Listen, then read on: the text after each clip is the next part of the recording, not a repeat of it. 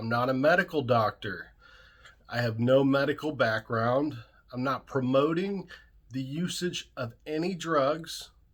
This is not medical advice. This is all just for educational purposes only. So Ostarine or MK2866. Now, this was my entry into the anabolic world, was Ostarine. Just so you guys know, Ostarine is one of the weakest SARMs that you can buy, along with Andarine. So I ran 12 weeks of Ostarine with 8 weeks of Andarine. So I did these two things on a cut. The whole purpose was, I was just sick of, when I was cutting down, getting weaker and being super flat and, having to deal with all the BS that comes with cutting. I wanted something where I could hopefully get stronger and hopefully put on size while dieting. And for people that are new to anabolic compounds, that is possible. You can actually lose fat and gain muscle, whereas that ain't going to happen if you're natural. You're going to get flat, you're going to get weak, and when you're getting weaker as you cut down more and more, you're going to get smaller. So if you can take something that literally makes you stronger while you're cutting body fat, chances are you're not going to lose any muscle or much muscle. The amazing thing about Ostarine is it is completely side effect free. At least for me it was. I didn't get a headache. I didn't get an upset stomach. I didn't feel anything when I was on Ostarine.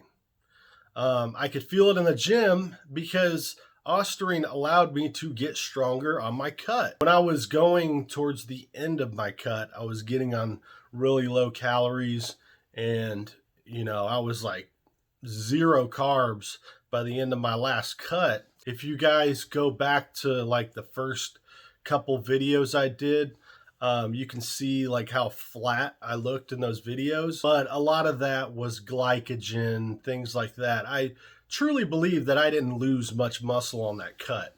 I think SARMs, specifically Ostarine, is literally the perfect entry into the anabolic world. If you want something that's going to give you that introduction and not have a super high risk. By high risk, I mean some people can screw themselves up forever by not doing things properly.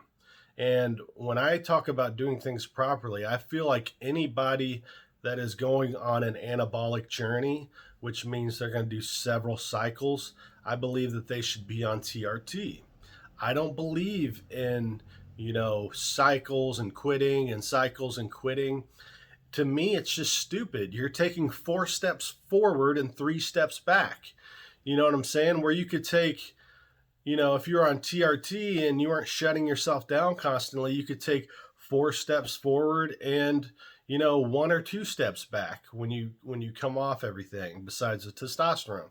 But, the reason why SARMs are so popular with the young kids now and young adults, I don't mean young kids as in like 12, I'm talking like teenagers, young adults.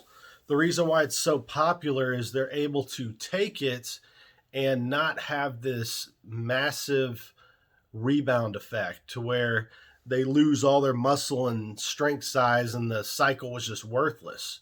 And I think that's where a lot of bodybuilders can't or don't understand SARMs. They don't understand it because there is much more powerful stuff out there. But for me, SARMs has a great place for somebody that wants to take something that is anabolic, that's going to get them stronger and put on size, but they're not going to have that massive rebound effect of quitting. Now, there is one funny thing that happened to me and my significant other while I was on Ostarine. This was very weird, man. Very weird. Just giving people an explicit warning. So when I was on Ostarine, I've never done this in my life. I would wake up in the middle of the night and I would be having full-blown intercourse with my partner. Like, I would already be doing it, open my eyes, gain consciousness, and I am in the full act of having sex. There is nothing to this day that has ever done that to me. It was the craziest thing ever. And it happened almost every night. There is literally nothing that you can experience as weirder than that. You know, opening up your eyes and kind of being disoriented and realize you're in a full blown act of sex. Like, that's what was crazy. I don't know why it happened like that. I had to go fix that freaking glare on the screen. It was bothering me. I had the window open. But I don't know why it happened like that. It wasn't like, I was just over the top horny all the time. It wasn't like that at all. I hear guys that, when they take tren, they're just uncontrollably horny and they need sex like all the time. I felt pretty normal sex wise, but maybe it was acting on some area of the brain that was making me do this. I don't know what it was, but to this day, me and her still joke about that because it was pretty funny. As far as coming off of it, when I came off of it, I went straight to TRT.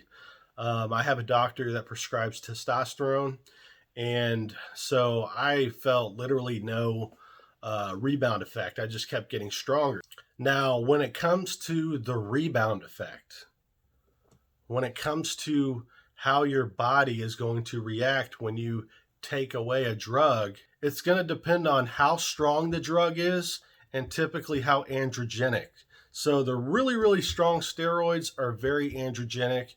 Your trens, your D-balls, your anadrols, testosterone, those are very androgenic compounds. SARMs in theory are purely anabolic. So it's the equivalent to like a really clean steroid like, Winstrol, Anavar. But I'm going to tell you this, guys, because this is a huge freaking myth out there in the bodybuilding community that started with the gym bros and is still being preached to this day. There is not one anabolic compound out there that doesn't suppress testosterone. There is not one. I don't care if you're taking Anavar, Ostarine, Winstrol, even the cleanest steroids out there that are almost purely anabolic with no androgenic activity is still going to suppress testosterone. Okay, so if any gym bro is telling you that you can take Anavar without jacking with your natural testosterone, they are misinformed. Suppression is going to happen with every steroid, with every SARM. Now, to the degree of which it does it is going to depend on the strength and how androgenic the compound is. So things like tren, D-ball, anadrol, those things are going to shut you down. And that's why when people come off of those drugs, they end up losing most of what they gained. And again, that's why I'm like, if you're going to cycle or you're going to go into the anabolic life, do your TRT.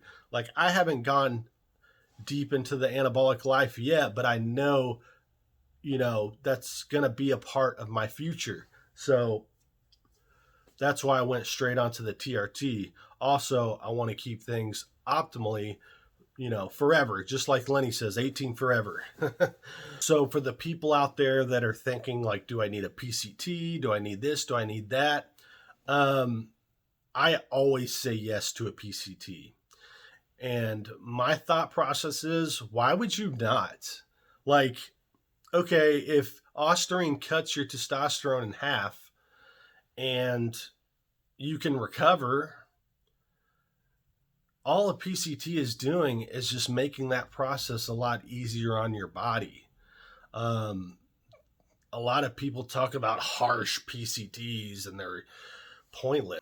It's like, dude, what's hard is like stripping a drug from your body after you've been on it for 10 to 12 weeks every single day and make everything happen naturally again. It's like, why do that when you don't have to? A little bit of Clomid, maybe a shot a week of HCG, something like that. And to me, it's just helping your body go back to normal coming off of it. So for the newbies out there, yes, I would recommend a PCT. And the suppression is really going to depend on a lot of things. Some guy might be mildly suppressed. Some guy might get severely suppressed. from Ostarine. For one, it matters. The things that matter is how the drug reacts to your body, first of all. Second of all, if you already have lower testosterone, and by lower testosterone, I mean if you're in a range that's not considered low, but it's still pretty low, like it can shut you down. You know, if you're 20 some years old and you got a 400 test score, that's freaking low. Not in the medical community, not dangerously low, but it's still low. So yeah, like you run the risk of shutting yourself down with a total test score of, 3 to 400. So to wrap this video up, I forgot to mention before, you remember how I was telling you guys, any anabolic compound is going to suppress your testosterone. To what degree is going to be highly dependent on the individual. It's going to be dependent on what you take, but all of them are going to suppress it. So at first, when you first put it into your body, you could feel very energetic, very horny, things like that. But you're going to notice without a testosterone base, which I'm going to make a video on too, why you need a testosterone base, the longer you take it, the more it's going to suppress your testosterone. When you're on a purely anabolic compound with no testosterone, you're going to notice 8 to 9 to 10 weeks in, you'll notice that it's flipping on you. Like now you're dragging, now your sex drive is low. Now, you're sleeping way too much. These are all signs of testosterone suppression. So again, without testosterone as the base, even with SARMs, the longer you take it, the more you're going to be suppressed. And you are going to feel those symptoms flip, because it happened to me at about 8 weeks. Once I went past 8 weeks, I could really feel that flip. It was all the symptoms I said before. And I wish I would have ran testosterone while I was on the SARMs, but I just didn't have the prescription yet. So that's pretty much it, guys. Hit the subscribe button, like this video, and see you next time.